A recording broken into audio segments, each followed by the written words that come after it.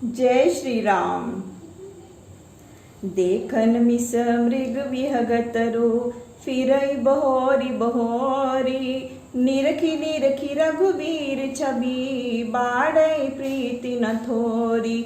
तब सीता जी मृग पक्षी और वृक्षों को देखने के बहाने से बारंबार फिर जाती हैं और श्री रामचंद्र जी की शोभा को देख देख कर उनकी प्रीति बढ़ती ही जाती है, कम नहीं होती।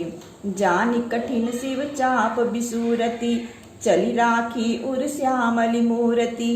प्रभु जब जात जान की जानी, सुख स्नेह शोभा गुण खानी। परम प्रेम मय मृदु मसिकीनी, चारु चित भीति लिख लीनी। गई भवानी भवन बहोरी, बंदी चरण बोली कर जोरी। परंतु शिवजी के धनुष को कठोर जानकर सीता जी चिंता करती हुई श्री रामचंद्र जी की सांवली मूर्ति को हृदय में रखकर चली। उधर जब प्रभु श्री रामचंद्र जी ने श्री जानकी जी को जाते हुए जाना, तब प्रेम रूपी स्याही से उनके उस सुंदर चित्र को अपने हृदय में लिख लिया। सीता जी फिर भवानी गौरी के मंदिर में जाकर उनके चरणों की वंदना करके हाथ जोड़कर बोली, जय जय गिरिवर राज किशोरी, जय महेश मुख चंद्र चकोरी। जय गज बदन षडानन माता, जगत जननी दामिनी दुति गाता। हे गिरिराज किशोरी, आपकी जय हो। हे शिव जी के मुख रूपी चंद्रमा की चकोरी, आपकी जय हो। हे गणेश और स्वामी कार्तिकेय की माता, और हे संसार को उत्पन्न करने वाली, आपके शरीर की शोभा बिजली की चमक के समान है, आपकी जय हो। नहीं तब आदि मध्य अवसाना, अमित प्रभाव बेदु नहीं जाना। भव भव विभव पराभव कारिणी, विश्व विमोहनी स्वबस बिहारिणी। आपका आदि मध्य और अंत नहीं है, आपके अमित प्रभाव को वेद भी नहीं जानते। आप संसार की उत्पत्ति, पालन और लय की कारण है तथा संसार को विशेष रूप से मोहित कर अपनी इच्छा से विहार करने वाली हैं। पति देवता सुते महु, मातु प्रथम तव रेख। महिमा अमित न सकहि कही, सहस शारदा शेष। हे माता, सती और पतिव्रता स्त्रियों में आपकी प्रथम गणना है। आपकी अमित महिमा को हजार जीवा वाले शेष और शारदा सरस्वती भी नहीं कह सकती।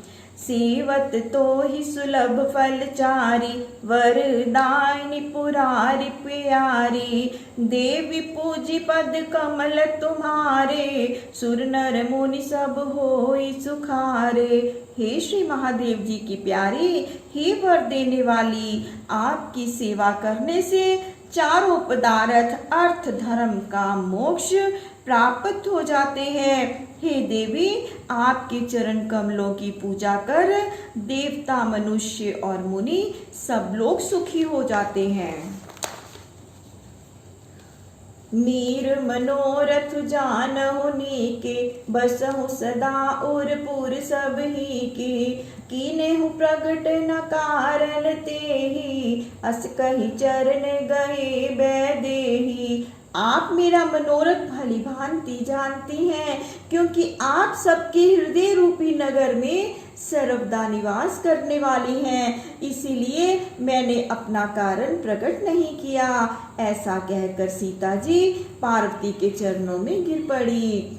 विनय प्रेम बस भई भवानी, खसी माल मूरत मुस्कानी। सादर सिए प्रसाद सिर धरियो, बोली गौरी हर्षु हिय भरियो। सीता जी की इस प्रार्थना से पार्वती जी प्रेम की विवश हो गई। उनकी माला गिर पड़ी और मूर्ति ने मुस्कुरा दिया। तब सीता जी ने सादर उसे अपने पास सिर पर रख लिया। पार्वती जी हृदय में हर्षित हो बोली, सुन सी सत्य आशीष हमारी, पूजे ही मन कामना तुम्हारी। नारद वचन सदा सुचि साचा, सो बर मिलहि जाहि मनुराचा। हे सीते, सुनो, हमारा सत्य आशीर्वाद है कि तुम्हारी मनोकामना पूर्ण होगी। नारद जी का वचन सर्वदा ही पवित्र और सच्चा है। जो वर तुम्हारे मन को रुचा है वही तुम्हें मिलेगा। मनो जाहि राचे मिलहि सो बरु सहज सुंदर सावरो। करुणा निधान सुजान सीलु सनेहु जानत रावरो। एहि भांति गौरी असीस सुनि सिय सहित ही हर्षियले। तुलसी भवानी पूजी पुनि पुनि मुदित मन मंदिर चली। जिस वर को मन में पसंद किया है वही स्वभावतः सुंदर सांवला वर तुम्हें मिलेगा, क्योंकि करुणा के समुद्र शीलवान चतुर श्री रामचंद्र जी तुम्हारे स्नेह को जानते हैं। इस प्रकार भवानी पार्वती का आशीर्वाद सुनकर सीता जी सहित सब सखियां हृदय में प्रसन्न हो गई। गोस्वामी तुलसीदास जी कहते हैं कि पार्वती की बार बार पूजा करके सीता जी मन में प्रसन्न होकर अपने मंदिर घर को चली। सिए ही हर्षु न जाई कही, जानी गौरी अनुकूल। बामे अंग फरकन लगे, मंजुल मंगल मूल। तब श्री पार्वती जी को अनुकूल जानकर सीता जी के हृदय में जो हर्ष हुआ वह कहा नहीं जाता। उनका सुंदर और मंगलों का मूल बायां अंग फड़कने लगा। हृदय सराहत सी लुलाई, गुर समीप गवने दो भाई। राम कहा सब को सिकि पाही, सरल स्वभाव छुअत छल नाही। इधर अपने हृदय में सीता जी की शोभा को सराहते हुए दोनों भाई गुरु के पास चले और सरल स्वभाव वाले, जिनमें छल कपट का स्पर्श तक नहीं है, ऐसे श्री रामचंद्र जी ने पहुंचकर वहां पर सारा समाचार विश्वामित्र जी से कह सुनाया। सुमन पाई मुनि पूजा कीनी, पुण्य शीस दो भाई दीनी। सुफल मनोरथ हो तुम्हारे, राम लखन सुनि भय सुखारे।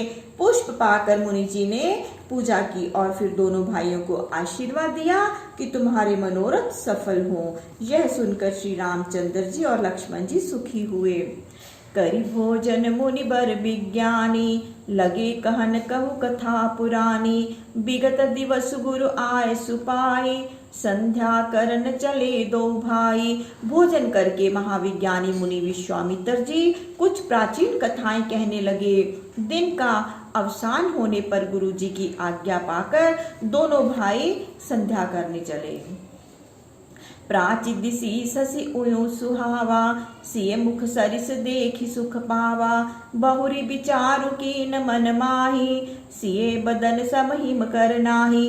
इतने में पूरब दिशा में चंद्रमा निकलकर शोभायमान हुए तो उसे सीता जी के मुख के समान देखकर श्री रामचंद्र जी ने बड़ा सुख पाया। फिर मन में विचार किया कि सीता जी के मुख के समान इस चंद्र की शोभा नहीं है। जन्म सिंधु पुनि बंधु विषु, दिन मलिन सकलंक। सिए मुख समता पाव किमी, चंदु बापुरो रंग। क्योंकि चंद्रमा का जन्म समुद्र से हुआ है और विष उसका भाई है तथा वह दिन में मलिन हो जाता है और कलंक युक्त है, इसीलिए बेचारा गरीब चंद्रमा सीता जी के मुख की समता को कैसे पा सकता है। घटई बढ़ई बिरहनि दुखदाई, ग्रसई राहु निज संधई पाई। कोक शोक प्रद पंकज द्रोही, अवगुण बहुत चंद्रमा तोही। यह घटता बढ़ता है और विरहियों को दुखदायक है तथा अपना संधि स्थान पाकर राहु इसको ग्रस लेता है अर्थात ग्रहण लगता है। यह चकोरों को शोक प्रद और कमल का शत्रु है, इसलिए हे चंद्रमा तुझ में तो बहुत दोष है। बैदेही मुख पट तर दीने, होई दोष बड़ अनुचित कीने, से मुख छवि विदु ब्याज बखानी, गुरु पही चले निशा बड़ी जानी। यदि तुझसे सीता जी के मुख की समता देते हैं तो ऐसा करना बड़ा अनुचित और दोषपूर्ण होगा। सीता जी के मुख की शोभा को चंद्रमा के बहाने से वर्णन कर और रात्रि अधिक चली गई, यह जानकर भाई सहित श्री रामचंद्र जी गुरु जी के पास चले आए। करि मुनि चरण सरोज प्रणामा, आय सुपाय कीन विश्रामा। बिगत निसार रघुनायक जागे, बंधु बिलोक कहन अस लागे। मुनि विश्वामित्र जी के चरण कमलों को प्रणाम कर और उनकी आज्ञा पाकर विश्राम करने लगे। जब प्रातःकाल हुआ और श्री रामचंद्र जी सोकर उठे, तब भाई लक्ष्मण जी को देखकर ऐसा कहने लगे। उयु अरुण अवलोकहु ताता, पंकज कोक लोक सुखदाता। बोले लखनु जोरी जुग पाने, प्रभु प्रभाव सूचक मृदुबानी। हे भाई उठो, देखो कि कमल चक्रवाकों और समस्त लोकों को सुख देने वाले सूर्य उदय हो गए हैं। तब दोनों हाथ जोड़कर लक्ष्मण जी प्रभु के प्रभाव को सूचित करने वाली यह मीठी वाणी बोले। अरुणोदयम सकुचि कुमुद, उडगन ज्योति मलिन। जिमि तुम्हार आगमन सुनी, भय नृपति बलहीन। जैसे अरुणोदय होने से कुमुदनी संकुचित हो जाती है और तारागणों का तेज मलिन हो जाता है, वैसे ही आपका आगमन सुनकर राजा लोग बलहीन हो गए हैं। नृप सब नखत करई उजियारी, टार न सकहि चाप तम भारी। कमल कोक मधुकर खगनाना, हर्ष सकल निशा अवसाना। ये राजा नक्षत्रों के समान प्रकाश करने वाले हैं और जो धनुष के भार रूप अंधकार को टाल नहीं सकते। जैसे रात्रि के अंत में कमल चक्रवाको भोरे और अनेक पक्षी प्रसन्न हो जाते हैं, ऐसे ही प्रभु सब भक्त तुम्हारे, होई टूटे धनुष सुखारे। ओयु भानु भीम बिनु श्रम तम नासा, दुरे नखत जग तेज प्रकाशा। वैसे ही प्रभु धनुष टूटने पर आपके समस्त भक्त सुखी होंगे। जैसे सूर्य के उदय होते ही परिश्रम अंधकार का नाश हो जाता है, नक्षत्र छिप जाते हैं तथा संसार में प्रकाश फैल जाता है। रवि निज उदय ब्याज रघुराया, प्रभु प्रताप सब नृपै दिखाया। तब भुज बल महिमा उदघाटी, प्रगटित घनो विघटन परिपाटी। वैसे ही सूर्य ने अपने उदय के बहाने राजाओं को अपना प्रभाव दिखलाया है। आपकी भुजाओं के बल की महिमा स्थापित करने के लिए ही यह धनुष तोड़ने की शर्त रखी गई है। बंधु वचन सुनि प्रभु मुस्काने, होई सुचि सहज पुनीत नहाने। नित्य क्रिया करि गुरु पह आए, चरण सरोज सुभग सिर नाए। भाई की बात सुनकर प्रभु मुस्कुरा दिए और स्वभाव से पवित्र प्रभु ने स्नान किया। फिर संध्या आदि क्रियाओं को करके गुरु जी के पास आए तथा सुंदर कमलवत चरणों में सिर झुकाए। सतानंद तब जनक बुलाए, कौशिक मुनि पहि तुरत पठाए। जनक बिने तिन आय सुनाई, हर्ष बोली लिए दो भाई। उसी समय राजा जनक ने शतानंद को बुलाकर शीघ्र विश्वामित्र जी के पास भेजा। उन्होंने जाकर जनक जी की प्रार्थना कह सुनाई। तब विश्वामित्र ने प्रसन्न होकर दोनों भाइयों को बुलाया। सतानंद पद बंदी प्रभु, बैठे गुरु पै जाई। चलो तात मुनि कहियो तब, पठवा जनक बुलाई। प्रभु श्री रामचंद्र जी जनक के पुरोहित शतानंद जी के चरणों को प्रणाम कर गुरु जी के पास जाकर बैठ गए। तब विश्वामित्र ने कहा कि हे तात, चलो, राजा जनक ने बुलावा भेजा है। जय श्री राम। प्रभु श्री राम सबका मंगल करें, सबका कल्याण करें, सबको सुख व सबको स्वास्थ्य प्रदान करें। जय श्री राम।